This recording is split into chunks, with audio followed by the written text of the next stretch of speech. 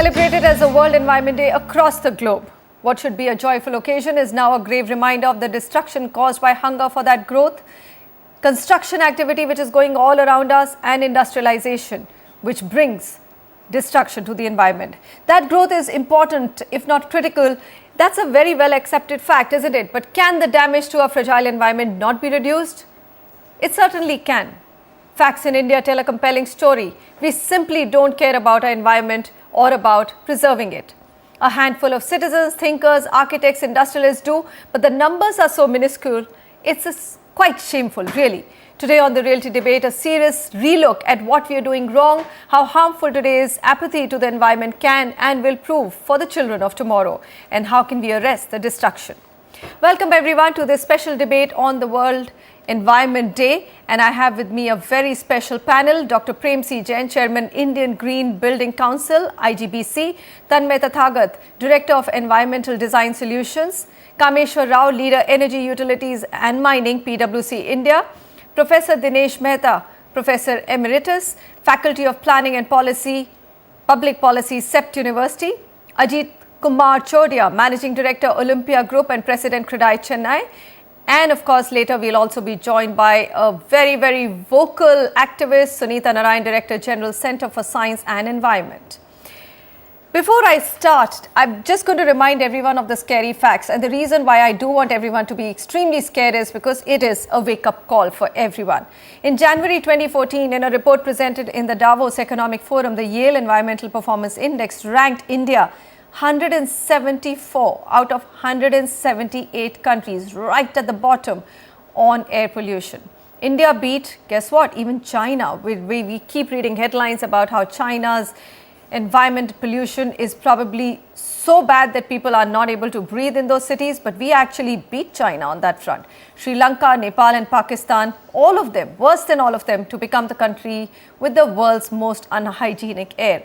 According to another recent WHO survey across the G20 economies, 13 of the 20 most polluted cities are in India. I mean, we don't even have those many cities, and we still have 13 of the 20 most polluted cities in India. World Bank says India's remarkable growth record has been clouded by a degrading environment and growing scarcity of natural resources. The report also adds that environmental sustainability could become the next major challenge as India surges along its growth trajectory. According to World Bank, and we are back with that international organization, the annual cost for environmental degradation in India amounts to a whopping 3.75 trillion rupees. That's equivalent to almost 6% of our GDP. So just everything which is so scary. We also have, of course, the result. More people die of asthma in India than anywhere in the world. And if you look at the particulate matter in the air of 180 Indian cities, it's 6 times higher than the World Health Organization standards. Just about time that everybody woke up. I'm going to start with Dr. Jain here. Dr. Jain, I mean, we keep reading these figures and we just wonder, what is it that's preventing us from really waking up and saying, look, this has to stop? Manisha, I think one of the important factors is that the ownership doesn't come from the individuals. We always pass the buck, that somebody else has to do it for me. I think in some way the government of India has to take the lead in making rules, regulations, laws to prevent some of the pollution that we are creating. Simply take the rivers, for example. Why should the river be dying? 50 years ago, they were pristine.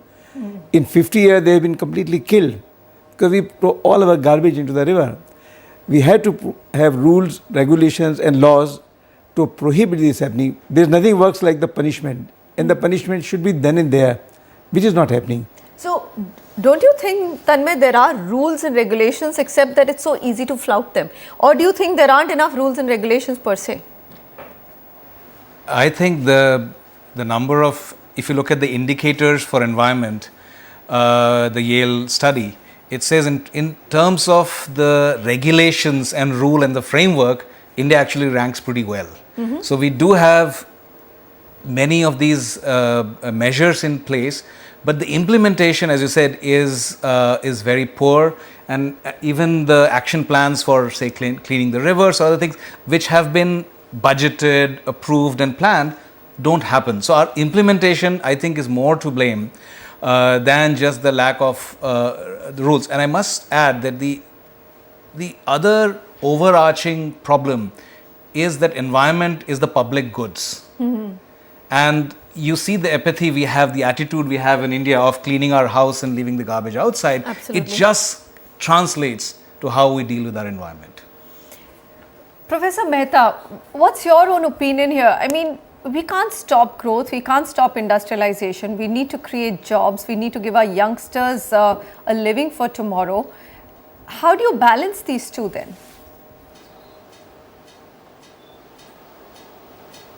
No, I actually think that, just to get back to the previous discussion, we have plethora of rules, regulations. I think the key challenge is implementation.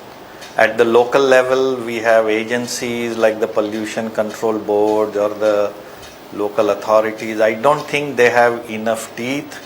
I don't think they have enough even manpower to actually police and implement some of the rules. Now, the growth of cities is bound to happen, and we do want. We talk about 60% of GDP being produced in the cities, and I think we need more GDP. Therefore, we will have to not only allow but promote growth of cities. The challenge of balancing city growth vis-a-vis the environmental growth is really important. We start looking at numbers. I think Indian cities, which were very compact in the world, are now becoming less compact. Our old city form of compact built form, I think, which was environmentally friendly, yet it allowed people to live using less energy and living close to workplaces. We've now designed cities that separate distances, a workplace from home, and I think we need to provide appropriate infrastructure. Mass transportation is on top of my list if you really want the air pollution in the city to be controlled. And I don't think we have enough of mass transportation facilities in our cities. Isn't it a chicken and an egg situation? We have a rising population, we have to actually provide them homes. There is no land available in center of the cities. So we take them far away and then not have enough public transportation. So you end up having a lot of fossil fuel burning. Kameswara Rao, it's a curious thing to balance. Right now the imbalance is so much. How do you fix it? I think it obviously requires a number of solutions, and I think some of them are already voiced here. One key thing here is for the cities, how do they fix it? They don't have sufficient financial autonomy. They can't raise resources and they can't, as a consequence, do a number of things which typically cities would, namely enter into contracts, incentivize them, and so on. If you take a typical spend, Indian city would, like if you take Hyderabad, is about equivalent of a $35 per person per year. New York, you would spend about $9,000 per person per year. The kind of spend that you do naturally addresses a number of infrastructure issues. I agree that there are things beyond it, but at least the infrastructure issues such as solid waste management, such as water and sewerage, these are the issues which can be more readily addressed should the cities have more financial autonomy. So I would start with more financial autonomy, more representation and public participation, and seeing the cities as quite distinct from what they are today, which is subsumed within the state. Fair enough.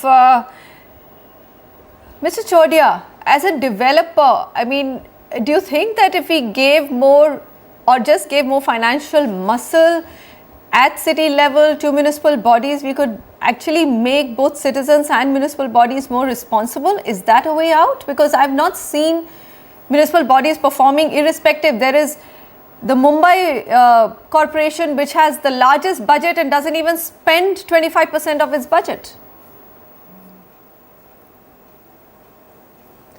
See, it is again not that merely giving them a budget or allocating resources. People are prepared to spend extra money to get the infrastructure, but the quality of infrastructure which is available is very, very bad. Even a city like Chennai Karke, the amount of water which is available is short. The STPs which are there in the city is not there. And today when major development is taking place outside the city, these infrastructures are absolutely not available. So there is no way we can get water. We will have to exploit groundwater. We will have to get water in tankers. How are we going to use the surplus treated wastewater? Forget about, the untreated sewage. Even if we treat it, we are not in a position to dispose of the treated sewage. So these are serious problems. I think the solution is even if today the customers are paying more than what we would have to pay if the government were to provide these infrastructure. Sunita Narain, I believe, has also joined us. Sunita, welcome to the show. I think your viewpoints are really important. We read out some very scary facts in terms of where India ranks globally in air pollution and solid waste management and just everything related to environment. And it just shows that I don't think anybody in this country is concerned. Maybe a handful of thinkers, policy makers, citizens, but then the numbers are really, really small, isn't it? Are we going down a very dangerous path? We're definitely going down a very dangerous path, but I do not think that people are not concerned. I think people in cities today realize that, cities may be convenient, but they're not livable anymore. And our, livability index of Indian cities, if you start ranking them in terms of just the right to walk, the right to have clean air to breathe, the right to health, the right to make sure that you don't have garbage, you're not drowning in garbage around your home, the right to make sure that you have clean drinking water. I mean, these are fundamentals of anybody who wants a livable environment. And I think what's important, and I found the conversation very interesting, I think what is very important is for us to understand that India will grow in our cities. It must grow in our cities.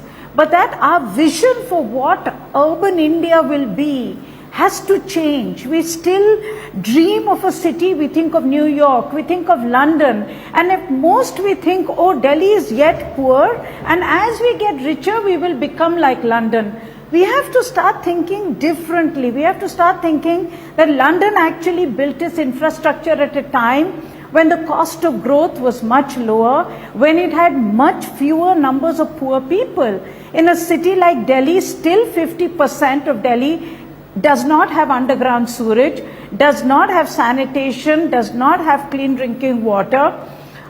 Most of Delhi still takes a bus, walks to work, or bicycles. Now, instead of thinking about the fact that Delhi will be in a car one of these days and therefore I make my roads without bicycle lanes, we should rethink our cities today, have a new dream for our cities, have a new vision of what urban India is going to be. It's going to be a poor country's cities. It will require affordability in terms of technical solutions, and so it will be sustainable.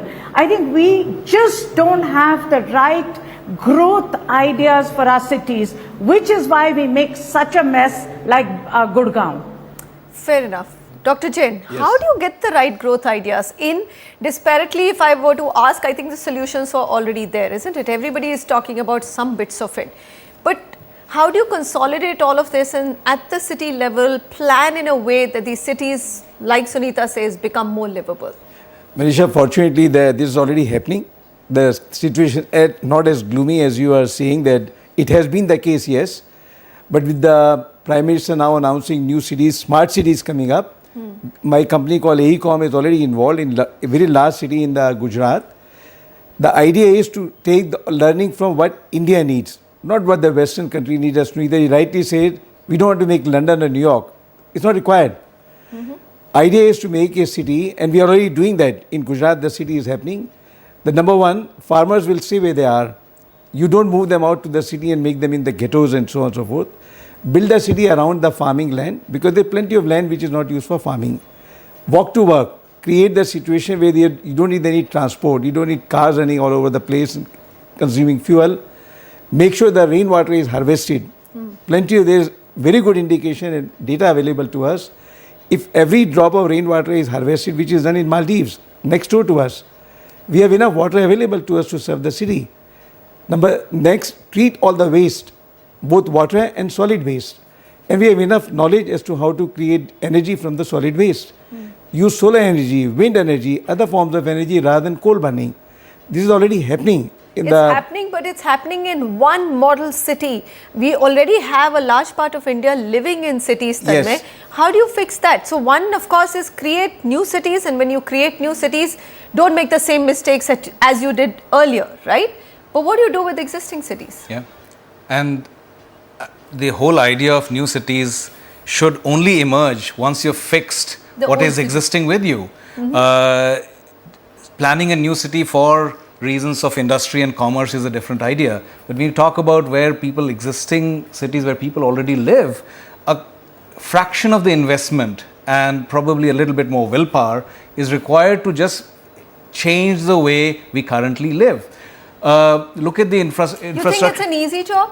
You It don't is. think, because to me it looks No, it just it so is huge, it because is- you know, even rainwater it's not- harvesting, for example, Yes. Tanmay, you had a government Yeah, start, absolutely. but all those rainwater harvesting systems are clogged up. There's no audit. Yeah. There are no checks. Exactly. So the implementation, again we come back to it, is very, very shoddy. There are two reasons. That one, when you talk about the global environment, it's a different issue. When you talk about the urban environment, again, we tend to focus on issues that are related to our day-to-day middle income life. But when you look at the people who are still struggling, for them the cost of environment is nothing that they see, right? Yeah, it doesn't affect them. Well, it affects them, but there's nothing they can do about it, right? So we see that we have, because of our policies, created this inequity which results in this degradation of environment. But still it is doable. The solutions are not the same as what you would do for a new building or a new city or a new project. You can do rainwater harvesting in a new city, and Absolutely. but you can still do it in an existing city, can't you? You can Absolutely, do this yes, in yes. Delhi, you can do this in Noida, but not the same way. So the possibilities are there. But many. if I can come in here. Yes, Sunita, go ahead. Yeah, the fact rainwater harvesting, sewage recycling, energy, renewable energy, these are all very important ideas. But I think what we are missing is that these ideas will not work. It's not just about implementation till we actually make them part of the real city design. I'll give you a simple answer.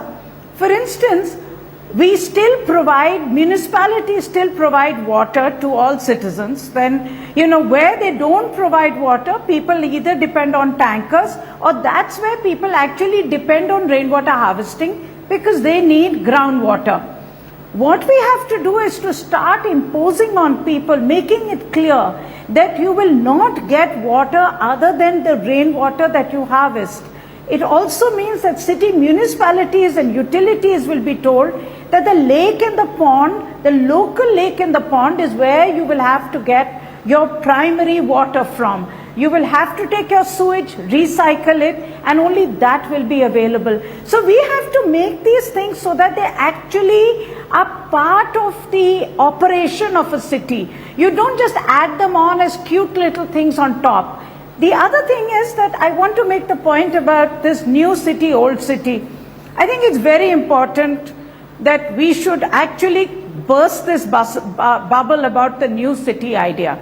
The fact is that India is groaning under the fact that every small settlement is today becoming bigger.